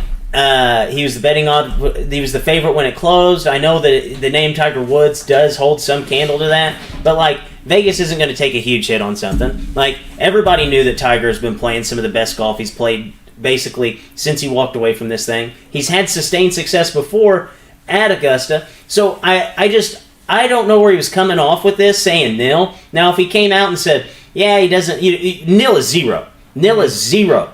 So that's a 0% chance. Like, if you come out and say, yeah, I just don't like his odds, like, he obviously has a chance, like, there's no way to come out and say that a player in the field at Augusta who's won multiple green jackets has a 0 chance. No, I agree with you 100%. Because even watching the Masters, you see Tiger out there, and you know how good he has been, and you're thinking back in your mind, and this is visual thinking on anybody's part, if he's healthy, he could do it, and it just actually happened. So kind of Stephen A's take, there wasn't a terrible take, but it was stupid just to totally dismiss the possibility of Tiger winning the Masters. No, I absolutely agree with that. Very, very, very, very bad take. So, latency, we'll go ahead and transition to some MLB chatter. Chris Davis got his first hit in 54 consecutive at-bats, went 3 for 5 with 4 RBIs against your Red Sox. Leighton, is this one game just the Red Sox season in a nutshell? It is. It is. I knew it was going to happen, though. Because looking at the series, I didn't think he was going to get a hit off E-Rock. It was a lefty-lefty. It was going to happen, but Vic Porcello, man. Vic Porcello's throwing probably the worst baseball he has in his entire life. I follow a lot of Red Sox Twitter accounts. I'm a Red Sox fan. And I couldn't watch the games from on Twitter looking at people tweeting about it. And everybody is talking about how he just has nothing on the ball, how he can't spot anything. So we went and looked at some stats on Saturday or Friday, or Saturday after the game. He threw 90 pitches, only 48 strikes. So I went back and watched his 4 innings. I really did. I went back and watched just the 4 innings he pitched, and he really had nothing. He couldn't locate a pitch. He kept going high sinkers. But that was still his best start of the season. Couldn't get 3 runs through 4 innings. But really bad. Chris Davis got a home run today, actually, against Bullpen guy from the Red Sox. Good for him. So Chris Davis is fucking up the Red Sox, man. We can't do shit, right? We're a little league team. So where does this streak rank all time in baseball history? So I'm going to have it tied for 5th. It's tied for 5th because I can't get baseball players to load the streak for home runs in the game. But number 1 is Cal Ripken's consecutive game played streak. Number 2, I'm going with Joe DiMaggio's 62-game hitting streak. Number 3, I'm going with Jason DeGrom and Bob Gibson's consecutive quality start streak. So it's tied for 4th. Tied for 4th, 3 most consecutive home runs. This is tied with that for most consecutive not getting a hit. Because 0 for 70, whatever, might not happen ever again. I think that this is second. I think it's a clean sweep. Orioles players hold the top 2. I think the consecutive game streak, just for being healthy and being able to go out there for as many games what Cal Ripken did, that is by far the most impressive streak in sports history. Number 2, 54 straight attempts without getting a hit is absolutely ridiculous. It was like a day like last season. It's in the 70s. Like that means, like in baseball, you could have the hardest, just best contact ever, and still get out. Mm-hmm. You could have the weakest contact that just flares over the first baseman's head, and that's a hit. So in order to do that 54 times in a row, to not even go up there and just get a flare, get something that just jumps through a gap, nothing like that, 54 consecutive times, that's something that we're probably never going to see before, and for Chris Davis to hold that to his name is probably the most impressive thing on a baseball field that we have seen since Cal Ripken. Latency, I'm going to ask you a question. If I gave you a full off-season to prepare, full spring training, do you think you could go 54 at-bats without a hit? Oh, yeah. You think so? I would never hit it. Okay, so I haven't played baseball since like 6th grade. I've never seen the 80-mile-an-hour pitch. I've never seen a 70-mile-an-hour pitch. I've never seen a curveball. 0% chance to get a hit. 0. Every 0 for 1,000. Wow. 0% chance to get a hit. But let's say, like... Okay, because for one, it's hitting the baseball, which is the hard thing to do in sports. And 2, you know pitch is coming. Swing zone, man. You gotta get the swing zone. You just play like everybody else in the MLB, swing in the same exact spot over and over and over, and just pray that you make contact. Okay, so wait, how many at-bats is it? 54. 54. I would swing at every single pitch. That means you get 150 swings, dude. It's 162 pitches. I would swing at every one of them. I'm gonna miss all of them, probably. No, dude, I can't. You just gotta make contact once, man. But you gotta get a hit, though.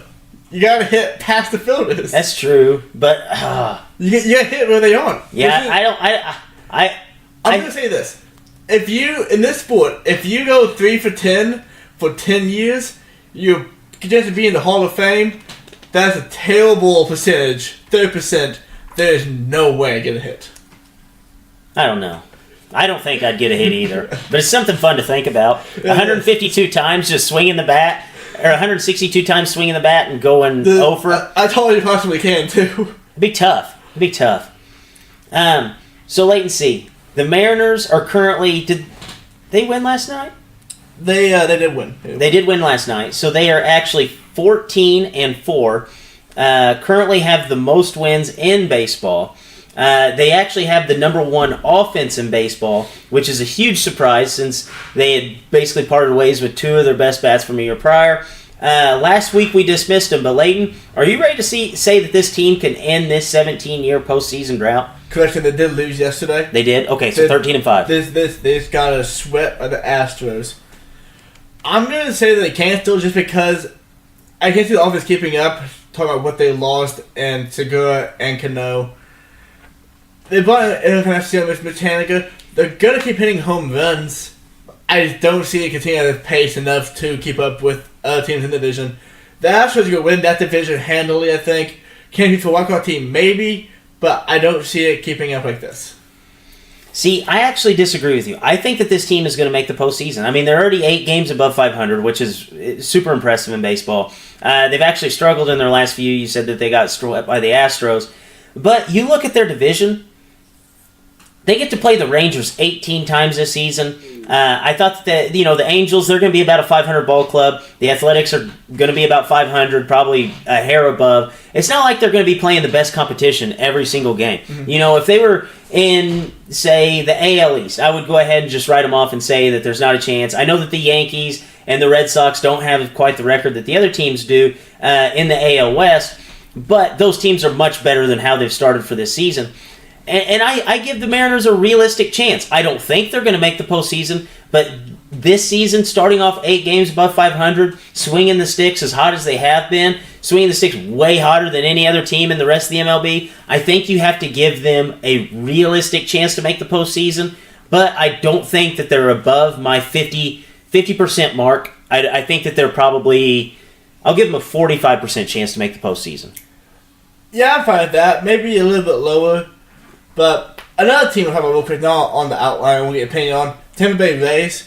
They are 12. They're hot. They're 12-4. They've They're allowed hot. 40 runs through 18 games, which is insane. Like, 40 runs. I had that in the Mariners. I don't think that can keep up. I think they'll be a good team. I think they'll keep a playoff spot with the Mariners. But based on the bigger picture, it's hard for me to see the 2 through 5 continue to give up just no runs in all these starts. So same right there. Anything in life, regardless of what it is, comes back to its mean at some point in time. And at some point in time, that's going to come back to its mean. And both teams, they're going to win the 80-plus games probably, because like you said, Mariners' division's awful. And the Rays are just a surprisingly good baseball team, I think. But I think back to the mean, both will compete for the last wildcard spot. I think that the water will find its level with the Rays as well. But I will say this. I will lock either the Rays or the Mariners into the postseason. One of those teams will get in. I think one of them will get in, too. I 100% agree with that. I think both teams, one of those two, will get in. I don't think both. So, Dippers, each week, our man, we put him in the spotlight, Mr. Leighton C. He goes out and he watches multiple movies in a week, and he comes in and gives us a review. So, Leighton C., what do you have for us today? So this week, I'm going to review Pet Sematary. So Pet Sematary... You watched that? I did. That surprises me. You usually don't like scary movies. My girlfriend likes scary movies. Okay, so by default, you have to watch scary movies. By default, I've seen more scary movies in the past 18 to hang out with her than I have watched combined before that. Wow, that surprises me. It is. Anyway, though, so Pet Sematary. The time for this movie, so people movie about the cemetery in the guy's backyard. You bury dead things that come back to life, and they're mean as fuck. Okay. So that's the story of Pet Sematary. I look at the time for this movie is 1 hour and 40 minutes. You know, my favorite time for a movie is 1 hour and 40 minutes. Because 100 minutes is here for 2 hours, get in and get out, get what you want. But when I saw that, I knew it was fucked. I knew it was going to be long enough for this movie. So you sit down in this movie, and you seen a trailer for this movie? Oh yeah, it creeps me out. Spoiler alert, how many minutes would you think the girl would be in that movie? After she came back from being dead. I would think a long time. You would think, 50, 60 minutes? Yeah, I would think that she would be, one of the main, bad guys in this thing. Yeah, so I'm sitting there looking at my watch, kind of thinking, this is really dragging on a long time, they gotta get her out of there. She died with 29 minutes left to go in the movie. Wow. So I'm thinking, I'm going, damn, maybe I gotta get this hurried up, or maybe I'm just telling time wrong. Right. I wasn't telling time wrong. So much. The patience movie was just so bad. It starts off good, moving to the house. The movie very quickly foreshadows what's going to happen throughout the movie. And then from there, it just stalls out. And then they have this long, eradicated thing where the cat dies, and then the cat comes back to life. And that lasts longer than the entire girl part of the movie did. Wow. So is the cat's evil? Yeah, so the cat comes back. The cat comes back, and it looks messed up because it's a dead cat. Right. The furs on mane, stuff like that, get buried on the ground, but it's alive, and it's really mean. And the movie takes 25 minutes to really show you how mean this cat is, when really, you figure it out in 20 seconds. They would cut that back, or just add it onto the movie, and let the girl do something more than just stab people for 20 minutes, to be a whole lot better. The movie's hard for me because I want to get one and a half dips. That's what I want to give it. But I'm thinking about it, and so think about this. Here's how I do the dip scale sometimes. You have a barbecue sauce for your wings, and you dip it in the sauce. That's one dip, right? How likely are you to go back for that second dip? That's the hard part. And I don't think it's likely at all. So now it's going to be 1.4 dips. Wow. That surprises me because, like, it was an old school movie that was like a classic book from Stephen King, like, big time to do, like, you recognize the name immediately. That surprises me that it's so low. It would have been easy to do this movie, too, good, too. It's one of the movies where, it's already laid out for you. Exactly. With how horror movies are loved right now, just in culture, like, huge. Every movie you see coming out just has huge, great reviews. This movie is literally laid out for you. They did mix it up from the book, so I was told. I guess they changed it a lot from what I was told, but maybe they shouldn't have changed it so much. I don't know. I wasn't a huge fan of it. My girlfriend, she liked it more than I did. My sister thought it was terrible. 1.4 dips. Very interesting. Now, the kids with the masks. Yes. Are they, like, from the dead? Okay. Spoiler alert. Turn off right now. 3, 2, 1. Those kids are seen one time. They're in no way evil. Wow. They made it seem like the kids were like a group of kids. I was thinking it was going to be like Children of the Corn type shit. They made it seem like there were a group of kids terrorizing these people. No, they were shown just rebuilding a dog to the pet cemetery, bring it back to bury it and to be creepy. Not to the actual pet cemetery. Just there, I guess, for... I want to say terror factor, but it wasn't even terrifying, just creepy. And in the end, useless because they were never shown again. Wow. That is weird. So, update from the Nets and 76ers game. Joel Embiid scored his first point 11 minutes and 30 seconds into the game. What's the score of the game? 34-28 Nets.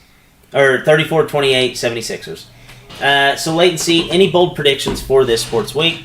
The Red Sox are going to win both games against the Yankees starting tomorrow night, and then sweep the weekend series against Tampa Bay Rays to come back to 500, and the world will all be right once again. My bold prediction is that the Nets find a way to win this game, and next week we're going to talk about how the Thunder are looking to close out the Trailblazers. Anything else before this show wraps up? You said it all, man. All right, and on that note, for Drake, for Leighton C., and our man Fletch, Dippers, as always, stay saucy.